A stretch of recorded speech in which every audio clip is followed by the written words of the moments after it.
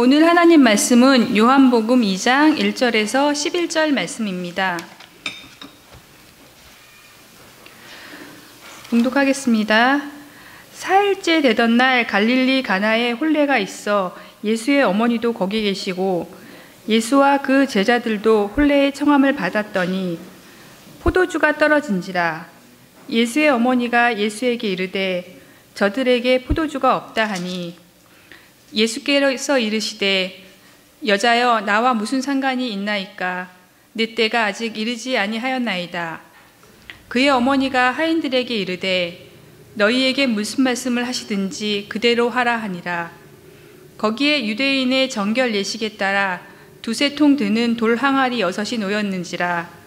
예수께서 그들에게 이르시되 항아리에 물을 채우라 하신즉 아귀까지 채우니 이제는 떠서 연회장에 갖다 주라 하심에 갖다 주었더니 연회장은 물로 된 포도주를 맛보고도 어디서 났는지 알지 못하되 물도온 하인들은 알더라. 연회장이 신랑을 불러 말하되 사람마다 먼저 좋은 포도주를 내고 취한 후에 낮은 것을 내거늘 그대는 지금까지 좋은 포도주를 두었도다 하니라. 예수께서 이 첫 표적을 갈릴리 가나에 행하여 그의 영광을 나타내심에 제자들이 그를 믿으니라.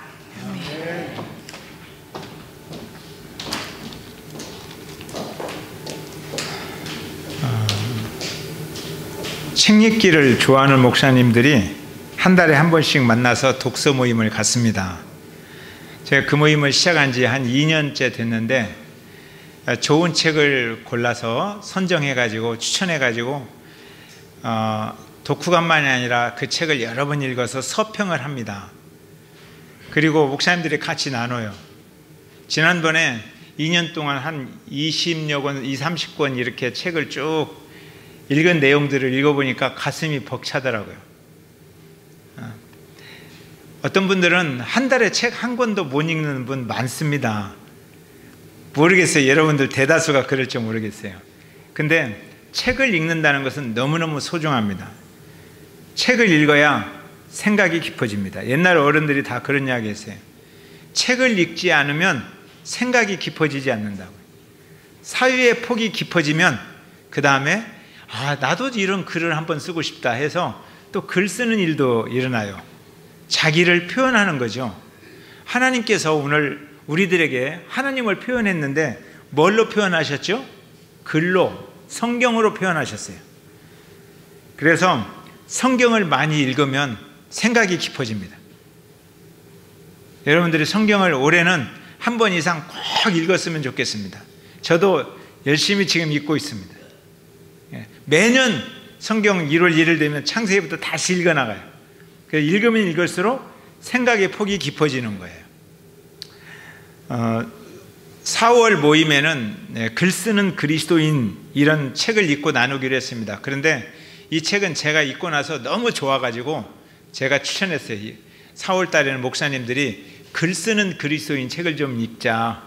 그리고 그 안에 있는 워크북대로 숙제도 좀 해오세요. 그렇게 숙제를 냈습니다.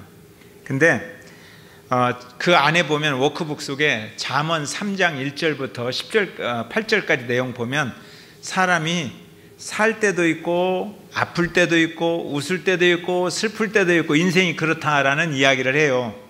그 내용을 가지고 각자 목사님들이 자기 인생의 계절에 대해서 에세이를 한번 쓰세요라는 숙제가 있어요. 목사님들이 수필이나 에세이를 안 쓰잖아요. 근데 그 책에는 큐티를 한번 써보세요. 편지를 한번 써보세요. 에세이를 한번 써보세요. 서평을 한번 써보세요. 칼럼을 한번 써보세요. 이렇게 숙제가 많습니다. 근데 그 중에 제가 숙제들이 많기 때문에 좀 작게, 짧게 해서 에세이를 썼어요.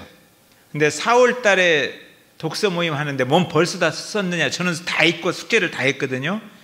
제 습관이 그렇습니다. 저는 설교도 미리 원고를 한 주 전에 다 끝내요.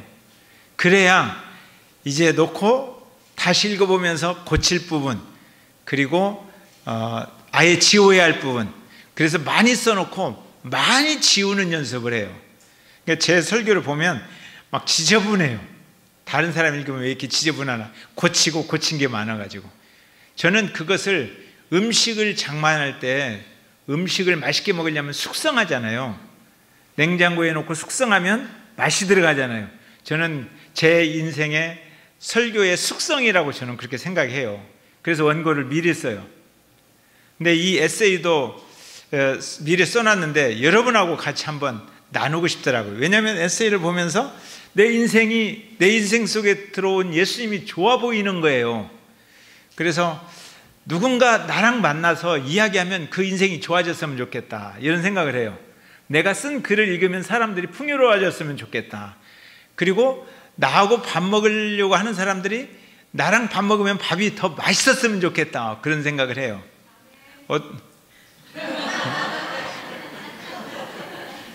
제가 이번 금요일도 어떤 선교사님하고 목사님들이 전화 왔어요. 저를 찾아온다고. 그러면서 뭘 먹을까? 그래서 오면 제가 식사를 살 테니까 오세요. 근데 뭘 먹을까요? 그러더라고. 그래서 제가 그렇게 물었더니 그분이 하는 말이, 아니, 목사님하고 같이 먹는다는 게 더 중요해요. 목사님과 함께 먹으면 맛있어요, 즐거워요, 그러더라고요. 저 진짜예요. 저랑 같이 먹으면 즐겁습니다. 맛있어요. 근데 내 인생이 이렇게 맛깔나는, 다른 사람이 나를 만나면 내 인생이 좋았으면 좋겠다는 거예요. 내 안에 예수님 때문에. 그래서 그런 내용으로 에세이를 썼는데 주보에 두 문단째부터 제가 짧게 넣었어요. 한번 주보 보시면 제가 두 번째 문단부터 읽어보겠습니다. 때, 즉 때, 기한, 시간. 이 때는 역사 속에서 흘러가는 연대기적 크로노스와 하나님과의 관계에서 나타난 특별한 의미의 카이로스로 구분된다. 때의 일부분밖에 볼 수 없는 내가 나의 때를 정하고 집착하는 일은 참으로 어리석고 무가치한 일이다. 삶의 배후에서 일하시는 하나님의 손길을 의지해야 비로소 때의 신비를 경험할 수 있다. 내가 걸어온 인생의 뒤안길에도 삶의 치열한 흔적들이 덕지덕지 묻어있다. 가난과 차별의 벽을 넘어보려고 몸부림치며 싸울 때도 있었고 넘을 수 없는 장벽의 한계 앞에서 좌절한 적도 많았다. 갈등을 극복하지 못하여 사랑하는 이들과 헤어진 아픔의 경험은 내 인생을 공략하는 치명적인 고통으로 남았다. 때를 기다리지 못하는 조급함 때문이었으리라. 때를 기다리며 묵묵히 준비하는 삶을 이제야 배워가니 철이 너무 늦게 들어간다고 할 수 있을까? 이제는 카이로스의 시간을 즐기려 한다. 십자가에서 피를 뚝뚝 흘리시는 주님의 시선이 내 삶을 살피신다. 내게 찾아온 암이라는 질병과 마음의 상처를 쓰다듬으시는 하나님의 손길이 부드럽다. 웃고 사랑하는 특별한 시간을 찾아 새로운 여행을 즐기는 내 인생을 축복한다. 사랑하는 사람들, 사랑해야 할 사람들로 선명하게 내 인생의 여백을 채우시는 하나님의 손길을 노래한다. 하나님과 동행하는 매우 특별한 오늘은 남은 내 인생을 시작하는 첫날이며 봄, 여름, 가을, 겨울로는 설명이 불가능한 맛깔나는 계절이다.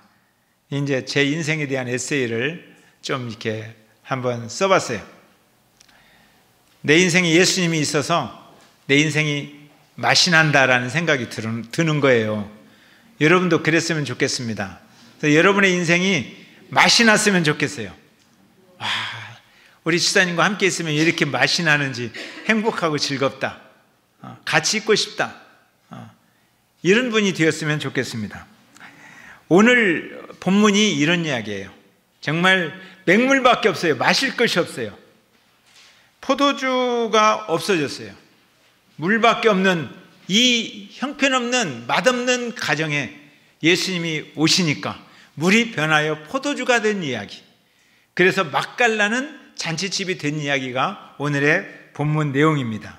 이 내용은 예수님이 사역을 처음 시작하면서 펼치시는 기적이에요. 그래서 예수님이 빵빠라빵빵 하고 이제 사역에 등장하는 그런 내용을 요한이 기술하고 있습니다. 오랜만에 친구들이 이렇게 모였는데 특히 남자들이 더 합리적이고 이성적이어서 예수님의 말씀을 믿기가 어려워요. 특별히 기적을 잘 믿지 않으려고 해요. 친구들이 모여가지고 이 내용을 가지고 토론을 했어요. 어떻게 맹물이 변해서 포도주가 될 수 있는가? 아니, 맹물이 변해서 수증기가 되었다. 그럼 내가 믿겠다. 물이 변해서 얼음이 되었다. 그럼 내가 믿겠다. 근데 어떻게 얼음이 DNA 분자 구조가 바뀌어서 포도주가 되느냐? 나는 이거 도저히 믿을 수가 없다. 아마도 그때 이 성경을 기록한 사람들이 포도주를 먹다가 너무 취해가지고 물 항아리인지 포도주 항아리인지 헷갈렸을 것이다. 그래서 기록했겠지. 이런 이야기를 했어요. 그랬더니 그 옆에 한쪽에서 그 이야기를 듣던 친구 한 명이 정색을 하고 말했습니다. 나는 물이 변하여 포도주 되는 것뿐만 아니라 실제로 우리 집에서 소주가 변해서 영양밥이 되는 것을 봤다. 그래서요. 그랬더니 뭐야? 그리고 위스키가 변해서 고기 반찬이 되는 것을 나는 보았어. 그러니까 옆에 친구들이 미친놈, 성경에도 없는 이야기를 너는 정신 나갔다니까. 진짜야. 그러면서 자기 이야기를 했어요. 나는 이 이야기가 정말 거짓말이라고 생각했다. 우리 아내와 아이들이 교회를 열심히 다니고 신앙생활하면서 이런 이야기를 할 때 내가 미친 짓이라고 생각했어요. 그리고 나는 이 아이들을 그럼에도 불구하고 아이와 아내를 잘 먹이려고 열심히 노력하다가 술을 좋아하게 됐고, 술을 너무너무 좋아하다가 나는 알코올 중독자가 되었다. 어느 날 보니까 내가 알코올 중독자가 되어 있더라. 그때부터 내 호주머니에 돈만 들어오면 술을 마시게 되었다. 그래서 병원까지 갇혔지만 해결이 되지 않았다는 거예요.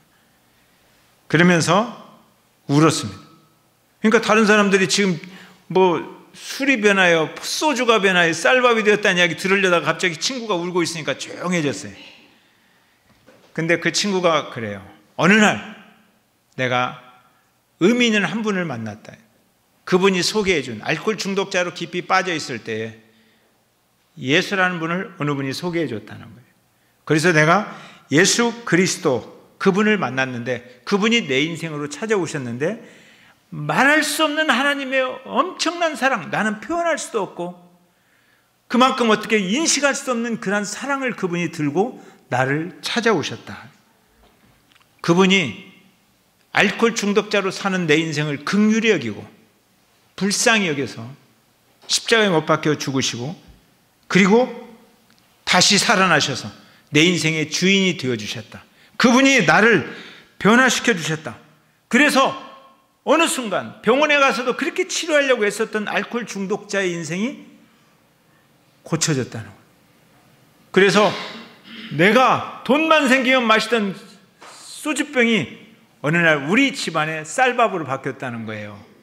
그래서 우리의 자녀들이 그런 노래를 부른다는 거예요. 아버지의 소주병이 우리 집에 쌀밥으로 바뀌었고, 아버지의 위스키가 우리 집에 고기 반찬으로 바뀌었고, 아버지의 그 알코올 중독자 증세가 좋은 아버지, 좋은 남편으로 바뀌었다는 거예요. 나는 한 번도 당신을 좋은 남편으로 생각해 본 적이 없었고, 아이들이 난 한 번도 우리 아버지를 좋은 아버지라고 생각해 본 적이 없었는데 어느 날 보니까 너무너무 좋은 남편, 너무너무 좋은 아버지로 바뀌었다. 이런 기적이 우리 가정에서 일어났고 나는 그 기적을 보았다. 나는 예수님이 너무너무 좋다. 그런 이야기를 하는 거예요. 이게 기적이에요. 그러니까 예수님이 임하시면 변화가 일어납니다. 예수님을 만나면 좋은 인생이 되는 거예요. 뒤집어지는 인생이 나오는 거예요. 우리에게도 이런 경험들이 있지 않습니까?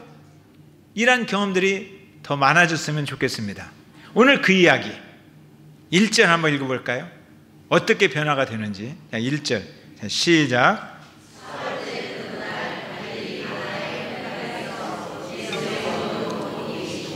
예, 결혼잔치가 있었어요. 그러면 결혼잔치면 아무나 가는 게 아니죠. 좀 친한 사람들이 가는 거잖아요. 저도 어제 결혼식에 다녀왔어요. 아주 친한 사람. 근데 어제는 제가 용서를 빌려 결혼식에 갔어요. 옛날 그 처음 선생님 할 때 너무너무 젊어가지고 성질이 있어서 말 안 듣는 학생을 너무나 많이 두드려 팼어요, 제가. 가지고 그게 목회하면서도 마음에 걸렸어요. 하나님 앞에 기도하면서 회개했는데도 마음에 걸렸어요. 근데 지금 인하대학교 교목과장인데 그분이 전화가 왔어요. 어느 날 선생님을 생각하면 맞았던 기억이 납니다. 그래서 용서해달라고. 제가 그 이름을 못 잊어요. 너무 잘못해서. 근데 그분 아들이 어제 결혼식 한다고 그래서 제가 거기를 찾아갔어요. 용서를 빌려고. 그래서 가서 미안하다고 어제 말을 했어요. 근데 주님께는 용서를 진즉 빌었는데 어제 내가 가서 그 사람한테 한 대 얻어 터지더라도 내가 용서를 빌어야지. 내가 잘못했으니까. 하나님만 잘못했으면 우리가 하나님 앞에도 용서를 빌어야 되지만 잘못한 사람한테도 용서를 빌어야 됩니다.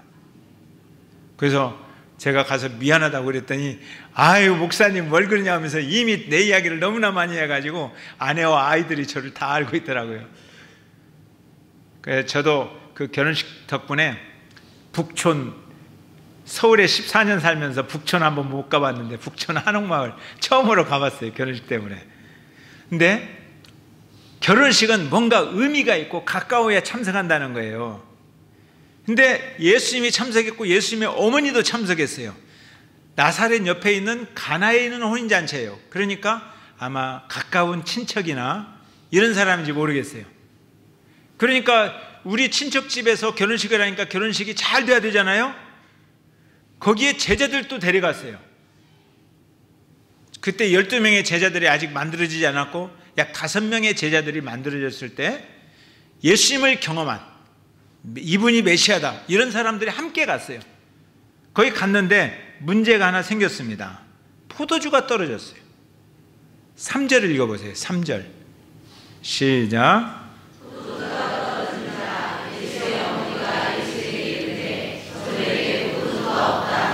예, 포도주가 없어요. 근데 예수님의 어머니도 그 집안에 영향력이 있는 사람 같아요. 그러니까 포도주 문제를 해결해야 돼요. 그런데 지금까지 그 집안에 어머니가 생각할 때 장남으로 살아온 아들한테 이야기를 해야 될 거잖아요. 그 장남이 누구예요? 예수님이세요. 그러니까 예수님한테 야 여기 포도주가 없다. 어떻게 해야 되지? 그렇게 물었어요. 그러면 예수님이 어머니 말 잘 듣고 예, 그럼 포도주 어디서 가져와야 되죠? 제자들도 5명이나 있잖아요. 빨리 일을 처리할 줄 알았는데 엉뚱한 대답을 하시는 거예요. 어머니가 깜짝 놀랄 만큼 상상도 할 수 없는 이야기를 해요. 그게 무슨 이야기예요? 4절 시작.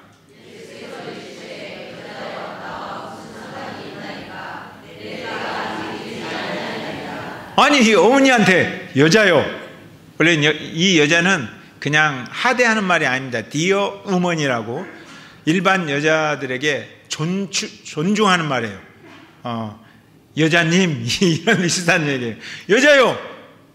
아니 어머니한테 여자요 그러잖아요. 일반 사람 대하듯이. 그러면서 나와 무슨 상관이 있습니까? 그러는 거예요. 내 때가 아직 이르지 아니하였나이다. 내 때. 지난주부터 지금 때에 대한 이야기를 하잖아요. 때. 내 때가 아직 이르지 아니했다. 이게 무슨 말일까요? 저는 이 말씀을 깊이 묵상하면서 생각합니다. 이제 사역을 시작하는 거예요. 지금까지는 어머니의 아들로 살아왔고 어머니가 모든 걸 시켰어요. 근데 이제 사역을 시작해야 될 때예요. 사역을 딱 첫 번째 문을 열면서 이제 어머니의 말대로 살면 안 돼요. 하나님의 말씀대로 살아야 돼요. 그러니까 예수님께서 이제부터 어머니의 아들로 나는 사는 게 아닙니다. 나는 지금부터는 하나님의 아들로 삽니다. 지금부터 어머니의 명으로 사는 게 아닙니다. 하나님의 명으로 사는 것입니다. 이런 의미가 깔려 있음을 발견하게 되는 겁니다. 예수님께서 그런 이야기 하는 거예요. 이제는 내가 하나님의 아들로 사는 겁니다. 오늘부터 그런 시대를 짜잔 하고 열겠습니다. 이런 이야기예요. 그러니까 어머니가 그 의미를 탁 알아들었어요. 5절 한번 읽어보세요. 5절 자 시작.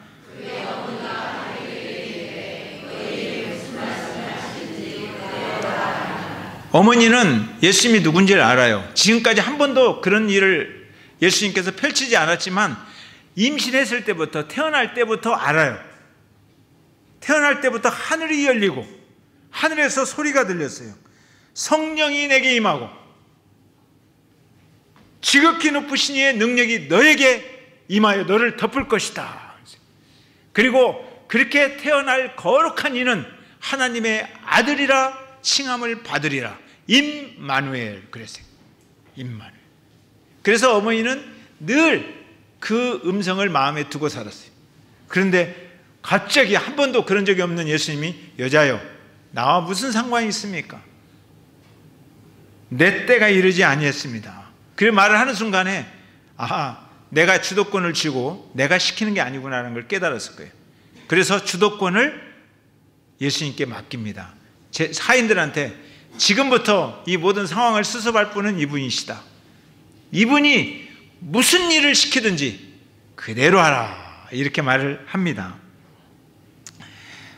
7절 한번 읽어볼까요? 자, 7절 시작.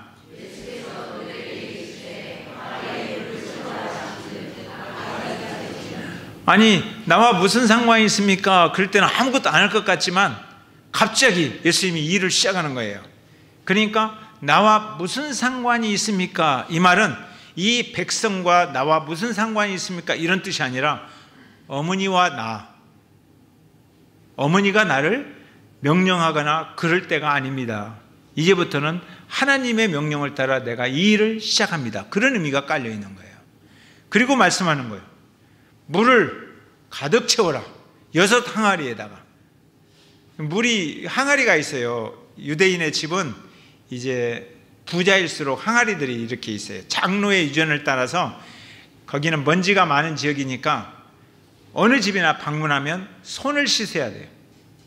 그러면 물이 있어야 되잖아요. 하인들이 물을 떠다 줍니다. 그러면 손을 씻어요.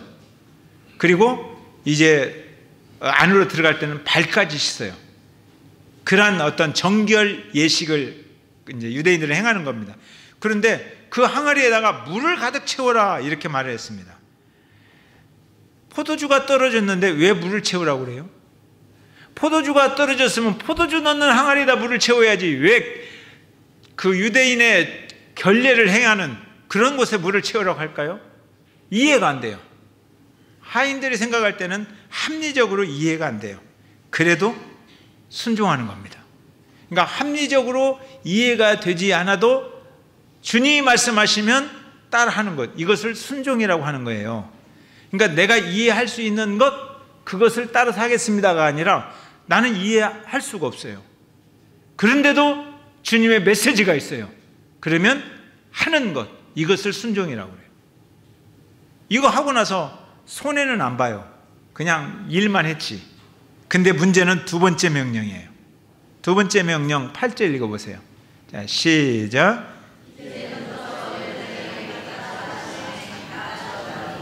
아니 물을 채우라고 채웠어요. 그랬더니 그 물을 떠다가 연회장에게 갖다 주래. 연회장은 그 모든 연회를 주관하는 핵심적인 최고 책임자입니다. 그러니까 그 행사의 주도권을 가지고 있는 책임자에게 물을 떠다 주라는 거예요. 그러면 손 씻으라고 물 떠다 주는 거 아니잖아요. 지금요. 포도주가 떨어졌는데 그걸 떠다 주라는 거예요. 그럼 생각해 보세요. 자, 하인들이 물을 떠갔어요. 근데 술이 취해가지고 다 곤드레 만들어 돼가지고 물인지 술인지 헷갈리면 괜찮아요.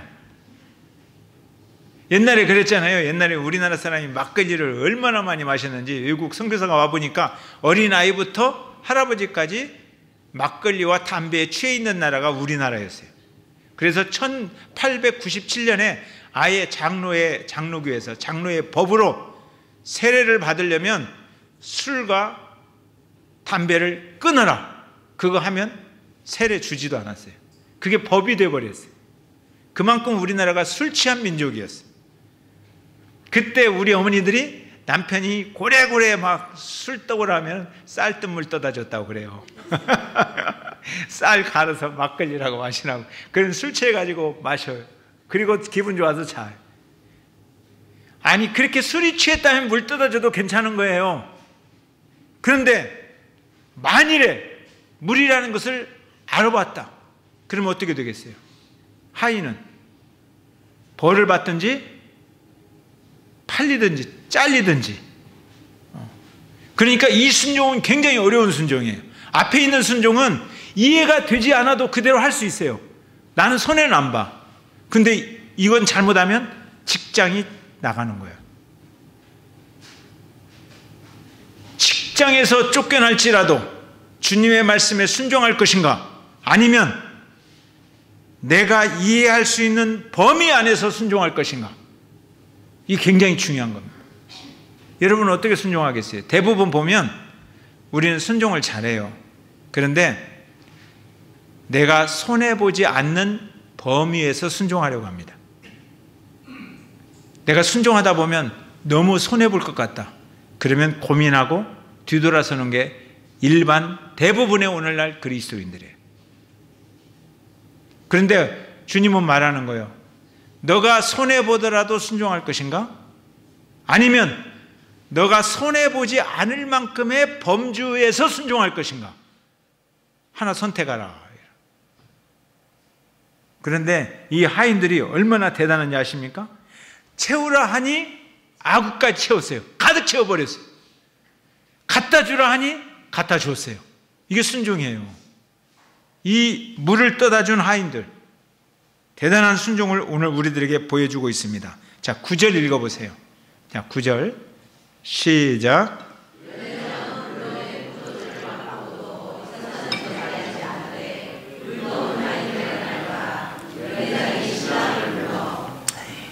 연회장은 와, 포도주가 너무너무 맛있는 거예요. 다른 집 같다면 좋은 포도주 먼저 주고 술 취하면 그 다음에 적당한 포도주 줄 텐데, 너네들은 어쩜 이렇게 좋은 포도주를 지금까지 잘 보관했다가 이렇게 좋은 포도주 주느냐? 야, 포도주 맛 기가 막히다 하면서 좋아하는 거예요. 그러니까 연회장은 참 복을 많이 받았죠. 좋은 포도주를 잘 마시는 게 얼마나 복을 많이 받았어요. 그런데 물 떠온 하인들은, 그러니까 포도주를 떠온 게 아니죠. 물 떠온 하인들은 알아요. 근데 연회장은 알지 못하되, 연회장은 알지 못하는 게 있고 물 떠온 하인들은 아는 게 있어요. 그게 뭘까요? 이게 중요한 거예요. 오늘 요한이 지금 말하고자 하는 게, 이게 핵심이 그거예요. 포도주가 맛있게 되었다, 포도주를 마시는 복을 누렸다, 이 이야기를 하려고 하는 게 아니에요. 지금 포도주를 맛보고 맛있게 먹는 이 연회장은 모르는 게 있고, 포도주를 마셨는지 안 마셨는지, 맛을 보았는지 맛보지 않았는지 모르겠어요. 물떠오는. 옛날에 제가 그 막걸리 아버지가 사오라면 막걸리 사오다가 한 모금씩 이렇게 마셨어요. 그러니까 맛을 보는 거잖아요. 근데 본래는 먹지 않아야 되잖아요. 그러니까 사온 사람은 맛을 못 보고 앉아서 마시는 사람만 맛을 보는 거예요. 그러니까 하인들은 맛을 못 볼 가능성이 커요. 포도주를 맛보지 못했어요. 그런데 지금 이 요한은 물떠온 하인들을 지금 주목하고 있는 거예요. 이 사람들은 안다. 뭘 알고 있는 거예요? 물을 알죠. 물론 물을 알죠. 근데 물 안다고 해서 써놓은 건 아니에요. 여기서 보면 연회장은 포도주를 마시는 복을 누렸는데, 이 복은 진짜 복이 아니고 물떠온 하인들은 예수를 아는 거예요. 예수님을 알아요. 물이 변하여 포도주 되게 하시는 예수님. 저분이 도대체 어떤 분이야? 가서 다른 사람이 포도주 보면서 기가 막힐 때 자기도 보니까 포도주인 거예요. 저분은 누구야? 예수가 누구인가를 아는 거예요. 이게 핵심이에요. 예수님이 어떤 분인가? 예수님이 물이 변하여 포도주 되게 하신 그분이라면, 맹물 같은 맛없는 내 인생, 저분이 들어오시면 내 인생도 많은 사람들이 눈이 확 변하고 좋아하는, 다른 사람에게 맛깔내는 그런 내 인생으로 변할 것이다 라는 믿음이 물떠온 하인들에게 생긴 거예요. 그 모습을 보는 제자들이 그런 믿음이 생긴 거예요. 그러니까 한 사람은 믿음이 생겼어요. 한 사람은 맛있는 포도주를 맛보고 복을 누리는 거예요. 자, 그럼 여러분들은 맛있는 포도주를 먹는 쪽을 선택하겠습니까? 아니면 예수님이 누구신가? 저분 만나면 내 인생 확 변하는구나. 예수님을 믿는 믿음을 선택하시겠습니까? 그러려면 어떻게 순종해야 하겠어요? 오늘 그 이야기. 물동원 하인들은 포도주 맛도 못 봤을 것이지만 그러나 그들은 알아요. 예수님이 누군가. 그들이 본 것은 예수님의 영광을 본 거예요. 저분이 위대하구나. 자, 11절 한번 읽어볼까요? 자, 시작. 예수께서 이 첫 표적을 갈릴리 가나에서 행하여 그의 영광을 나타내시매 제자들이 그를 믿더라. 제자들이 지금 뭘 믿는 거예요? 진짜 메시아구나. 그걸 믿는 거예요. 물이 변하여 포도주 되었구나. 이걸 믿는 게 아니에요, 지금요. 제자들은 예수님과 밤새면서 예수님이 누구신가? 그분이 이야기했잖아요. 그리스도다.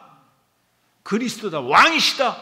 내가 그리스도를 만났다. 예수를 만났다 하고 왔어요. 그리고 따라왔는데 그분의 영광이 나타난 걸 보면서 이야, 진짜 그리스도구나. 저분이. 그러니까 그의 시선이 예수님에게 주목하는 것. 그리고 내가 저분과 함께 따라다니면 내 인생, 맛깔난 인생이 분명히 된다. 나는 저분 따라다닌다. 저분이 좋다. 이렇게 변하는 것이 신앙이에요. 그래서 제자들이 졸래졸래 따라다니잖아요. 따라다닐 때 배가 고파서 곡식 비벼 먹은 적도 있어요. 먹을 게 없어갖고. 그래도 예수님이 좋은 거예요. 예수님과 함께 다니는 게. 거친 풍랑이 밀려올지도 몰라요. 그들이 살면서 그들의 인생 가운데 폭풍이 막 밀려온 적도 있었어요. 예수님 따라다닌다는 이유로 폭풍이 밀려와서 그들을 막 뒤집어 엎는 거예요. 물동원 하인들이 직장 잘릴 뻔했잖아요. 만일에 변하지 않았더라면. 그런 위험이 있단 말이에요. 위험. 그럼에도 불구하고 이제 예수님과 함께 다니면 너무너무 행복하고 너무너무 좋다. 이것을 그들은 경험했어요. 오늘 우리의 생각, 사고의 폭이 팍 넓어졌으면 좋겠는데 우리의 생각이 얼마나 좁아요.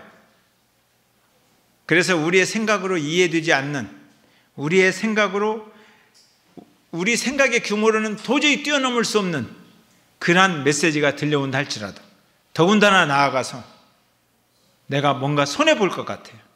큰 손해가 올 것 같아도 그래도 주님이 말씀하시면, 주님이 너무 좋아서 사막에 우뚝 서고 폭풍 앞에도 우뚝 서고 거친 파도 앞에서도 우뚝 서서 주님, 내가 주님과 함께 이 길을 걷겠습니다. 나는 주님이 너무너무 좋아요. 그렇게 신앙했으면 좋겠습니다. 아멘. 그래서 주님이 좋아서 저도 그래요. 옛날에는 설교가 부담스러울 때도 있었어요. 그런데 지금 기도해요. 주님이 좋아서 설교가 좋은 거예요. 기도하기도 재밌어요. 주님이 좋아서. 누군가 주님의 이름 만나고 대접하면 좋아요. 주님이 계시니까. 그래서 주님으로 여러분의 인생이 정말 감칠맛 나는 그런 인생이 되기를 축복합니다. 예, 찬양하겠습니다. 맹물 같은 인생, 무너진 인생, 주님께서 찾아오셔서 맛깔나는 인생으로, 재미있는 인생으로, 행복한 인생으로, 하늘나라를 꿈꾸는 인생으로, 하늘을 함께 가슴에 담고 손에 손을 잡고 걸어가는 그러한 교회 인생으로 우리를 불러주셔서 진심으로 감사를 드립니다. 하나님 아버지, 우리가 이런 예수님께 주목하고 내 주변에 맹물 같은 사람들에게, 인생의 흥미를 잃어버린 사람들에게 인생의 맛을 풍겨주는 예수님을 전하게 하여 주옵소서. 또한 우리들도 앞으로 걸어가면서 때때로 이해할 수 없는 그러한 일들이 우리를 엄습한다 할지라도, 폭풍이 불어온다 할지라도, 거친 파도가 밀려온다 할지라도 내 안에 예수님이 계시기 때문에 그 예수님으로 우뚝 서서 예수님과 함께 걸으며 예수님이 좋아서 노래하는 그러한 인생이 되게 하여 주시옵소서. 지금은 교회 머리가 되신 예수 그리스도의 은혜와 하나님 아버지의 무한하신 사랑과 성령의 감동하심, 예수님이 우리 가운데 오신 것이 너무나 좋아서 예수님을 노래하며 그 진리로 살기로 결심하는 우리 사랑하는 제들의 인생 위에 영원토록 함께 하시기를 간절히 축원하옵나이다. 아멘.